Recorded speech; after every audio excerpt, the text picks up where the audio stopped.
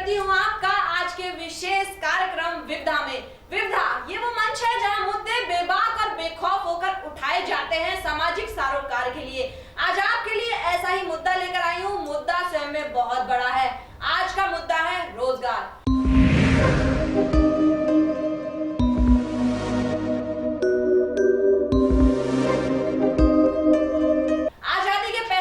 बाद भी भारतीय अर्थव्यवस्था पूरी तरह चरमराई हुई है। भले ही हमारी सरकारें लोगों का जीवन सुधारने और रोजगार दिलाने का दम भरती हो, लेकिन जमीनी हकीकत यही है कि हमारी अधिकांश जनसंख्या बेरोजगार है।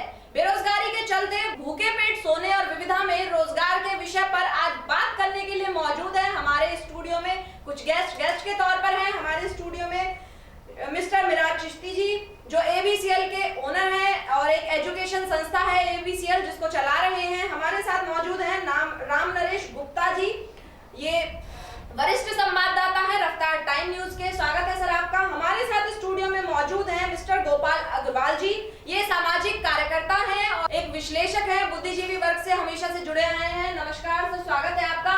और हमारे साथ स्टूडियो में मौजूद है विविधा के प्रधान संपादक कुलदीप राजपूत जी। नमस्कार सर, स्वागत है आपका विविधा में।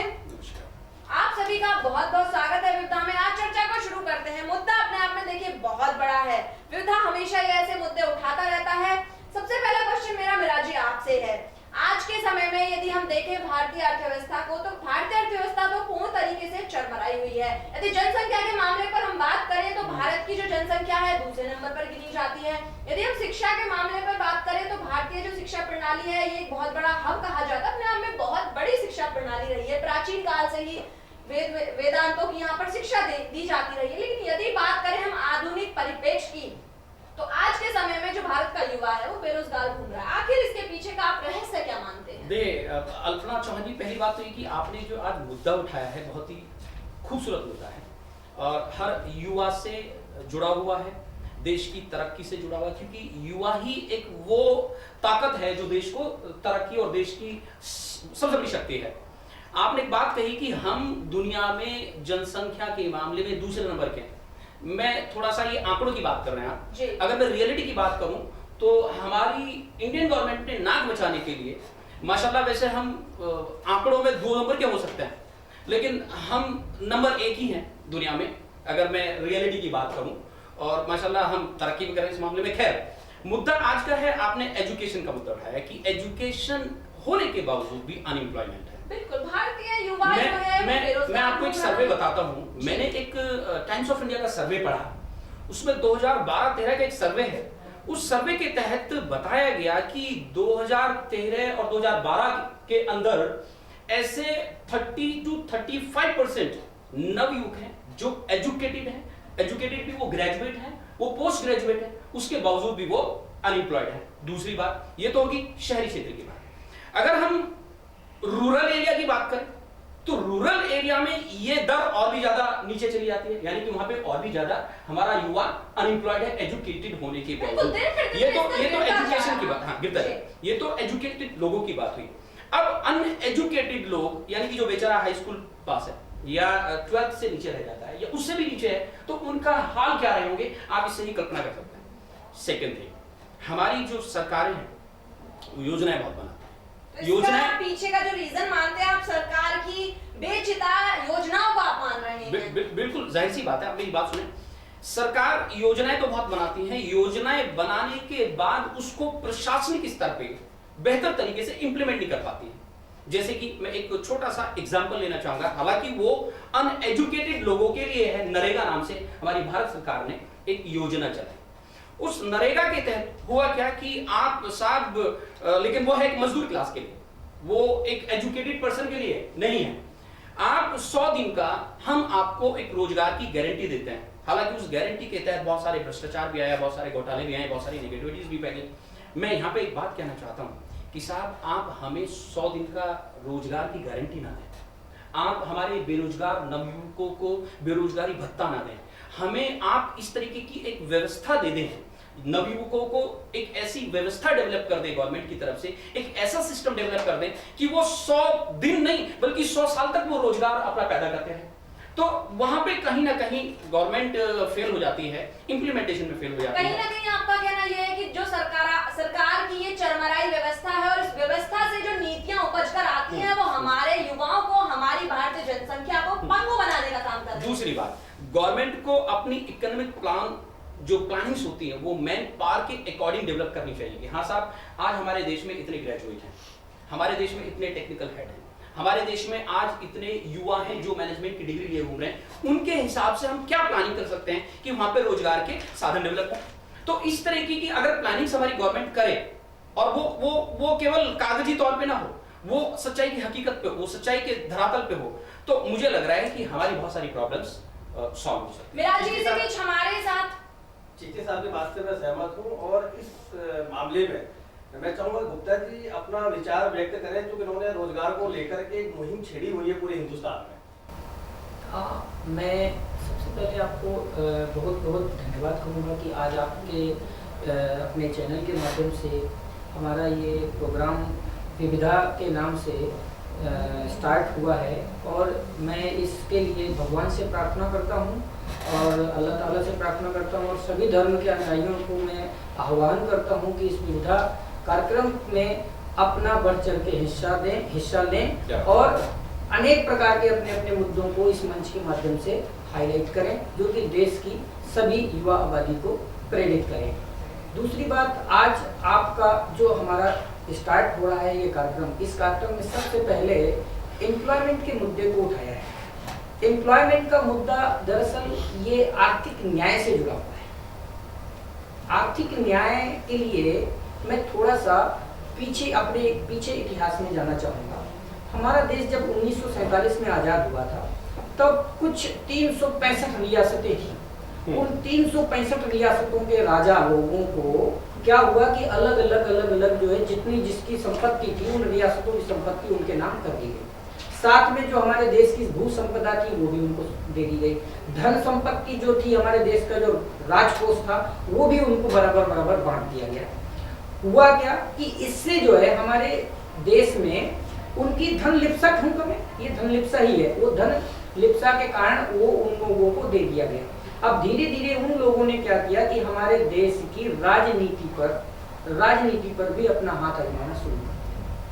हुआ क्या कि सबसे पहले आज देखिए, आपको मैं एग्जांपल दे रहा हूं कि एक बड़ा काश्तकार जिसके पास 50-100 एकड़ जमीन है, उसी के पास अनेक प्रकार के आपको उद्योग व्यापार के वो मिल जाएंगे, साधन मिलेंगे।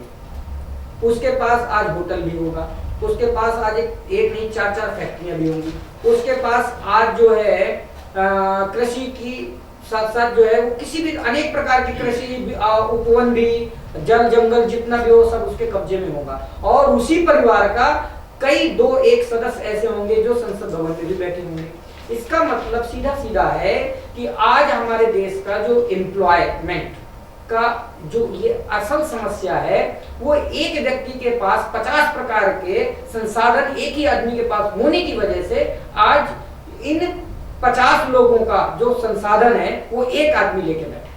50 लोगों का जो संसाधन है एम्प्लॉयमेंट का वो एक आदमी के पास है, और उसका कारण कुछ नहीं है, कारण सिर्फ हमारे देश की राजनीति। बिल्कुल बहुत सही कहा आपने जो शिगुफा फोड़ा है पूरा का पूरा हमारी सरकार के ऊपर फोड़ा है। इसी बात को मैं लेकर जाती हूँ, हमारे साथ मौजूद हैं मिस्टर गोपाल अग्रवाल जी। सर, मैं जानना चाहूंगी आपसे, इनका कहना भी सरकार को दोष दे रहे हैं, उनका कहना भी सरकार को दोष है, लेकिन आप किसको दोष देंगे? आखिर आप सरकार को दोष देना चाह रहे हैं या लोकतंत्र की नीतियों को, हमारी सामाजिक व्यवस्था को और हमारे युवाओं को देना चाहते हैं? बहुत अच्छा विषय है। सबसे पहले आप लोगों को रफ्तार पैनलिस्ट को बधाई देना चाहूँगा। देखिए, मुद्दे तो बहुत हैं, लेकिन खास करके अगर देखा जाए तो एक जो गर्म मुद्दा है, जो ताज़ा मुद्दा है, जो देश की अर्थव्यवस्था से नहीं, देश की सभी चीज़ों से, उसके विकास से, जो बेसिक विकास है उससे जुड़ा मुद्दा है, ये शिक्षा है। आज हम लोग देख रहे हैं, जैसे कि विराज साहब ने कहा, हमारे सहयोगी बैठे हुए रामरेश गुप्ता जी, उन्होंने भी कहा और आप भी बहुत अच्छी तरह से इसको उठा रही हैं। क्यों नहीं सरकारें, क्यों नहीं हम लोग मिलकर के वो बेहतर शिक्षा जिसकी अपेक्षा की जाती है, जिसकी आज बहुत ज़्यादा उम्मीद है और आवश्यकता है, उसको हम क्यों नहीं उठाते? सरकारें देखिए, अगर पिछले रिकॉर्ड्स को उठा के देखते हैं, चाहे वो आज़ादी से पहले का समय या आज़ादी के बाद का समय, सरकारों ने कोई काम कभी शिक्षा के क्षेत्र में करके नहीं किया। अगर आप रिकॉर्ड्स उठा करके देखेंगे तो माननीय मदन मोहन मालवीय जैसे बहुत से ऐसे शास्त्री हुए, शिक्षाविद हुए, जिन्होंने देश का गौरव बढ़ाया और विश्व से लोग यहाँ पर शिक्षा प्राप्त करने आया करते थे। आज हम देखते हैं तो वो शिक्षा का स्तर 0 पर आ गया।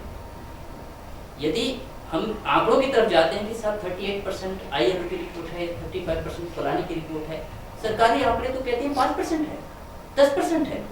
सत्य किसको माने, सच किसको माने, कौन सी शिक्षा को माने, कौन से परिवेश को माने? आज सबसे बड़ी चिंता है, आज वो युवा वर्ग जो शिक्षित होकर आ रहा है, BTC MA BEd करके आ रहा है और बड़ी बड़ी अच्छी शिक्षा लेकर के आ रहा है, मॉडर्न एजुकेशन लेके आ रहा है, देखते क्या है वो 5,000 रुपये के लिए भटक रहा है, उसको 5,000 रुपये की नौकरी नहीं मिल पाती, कारण कि उसके पास वो स्किल्ड एजुकेशन का अभाव है, वो चीज उसको नहीं मिली है जो उसको मिलनी चाहिए। बिल्कुल, यदि हम हाल ही का सर्वे देखें, इसके पीछे जो शिक्षा पद्धति है, एक सेकंड, जो शिक्षा पद्धति है उसके पीछे वही उसकी जिम्मेदार है। शिक्षा पद्धति के पीछे जो लोग बैठे हुए हैं वो हमारी सरकार है, विभिन्न सरकारें हैं, उनका जो बेस, उनका जो थीम है वो थीम है एक राजनीति, अवसरवादिता।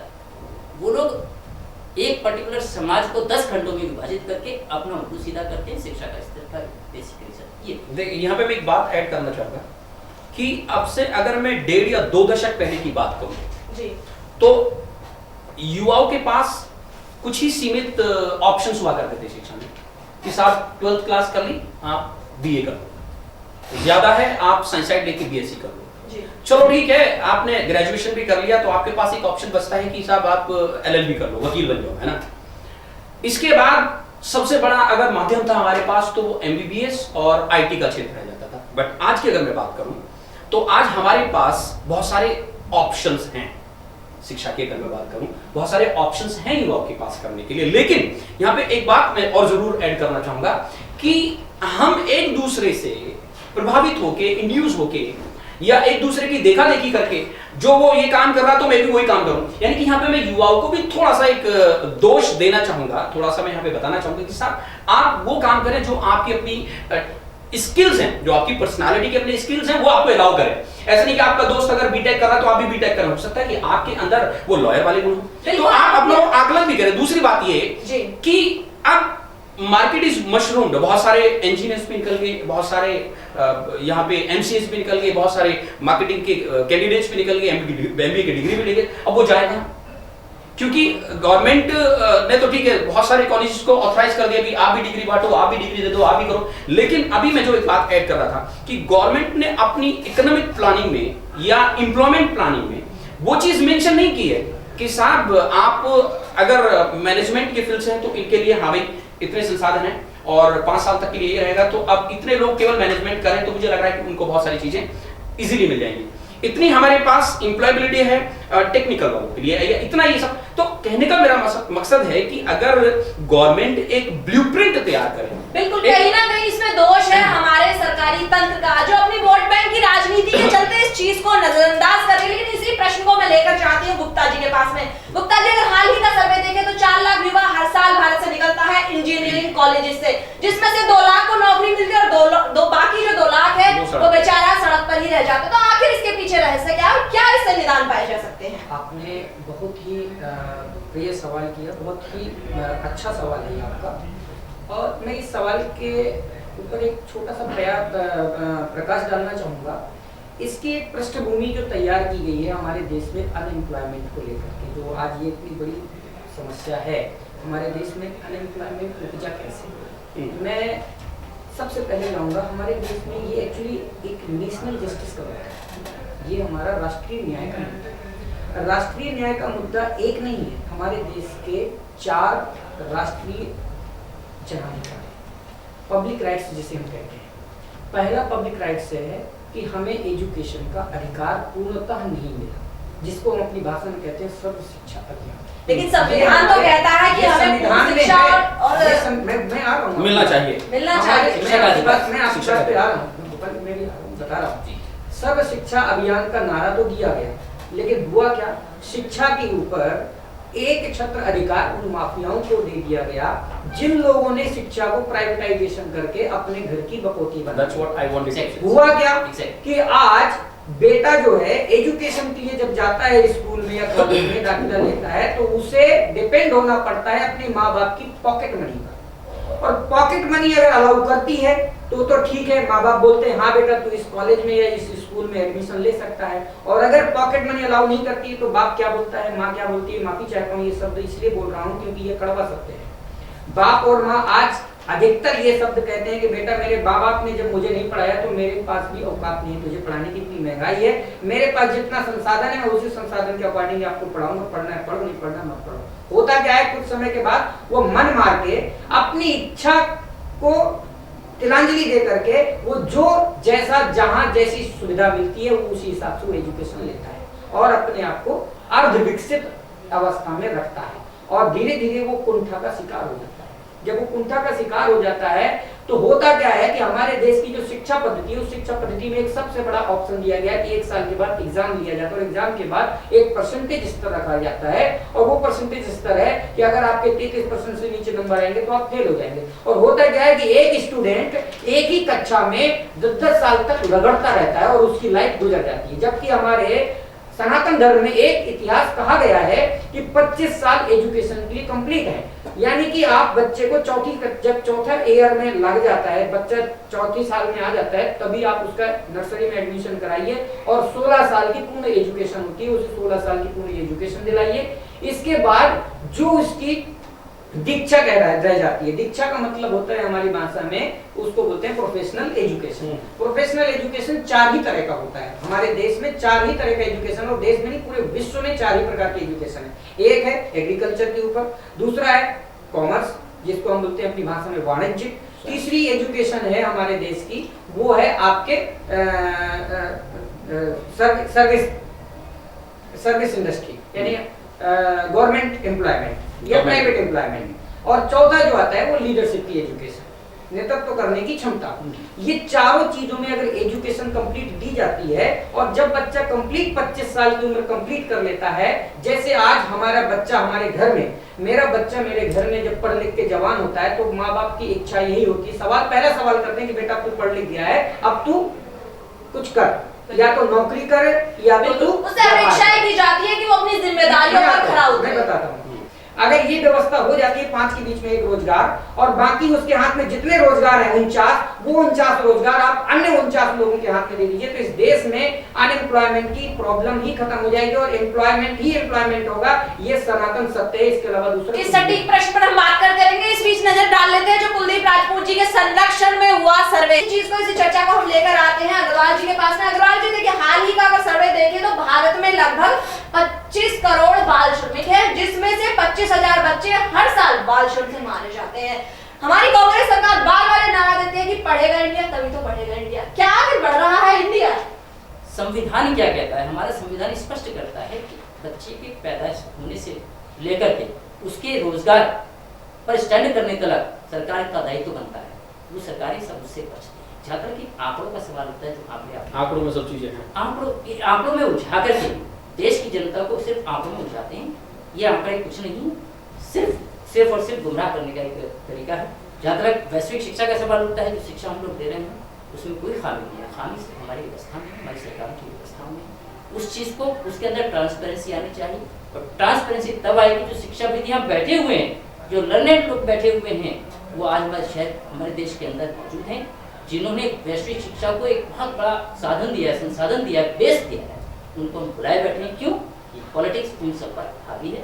यही कारण है कि आज हम लोग बिल्कुल आपने सही कहा, आपने प्रश्न भी बताया, आपने उसका उत्तर भी बताया, लेकिन इस प्रश्न को लेकर जाती हूँ मैं राजपूत जी के पास में, जो हमारे विविधा के प्रधान संपादक हैं। राजपूत जी, अभी सर ने तो कह दिया कि जो आंकड़े हैं बिल्कुल झूठे हैं, तो क्या आप मानेंगे कि क्या आंकड़े सच में झूठे हैं?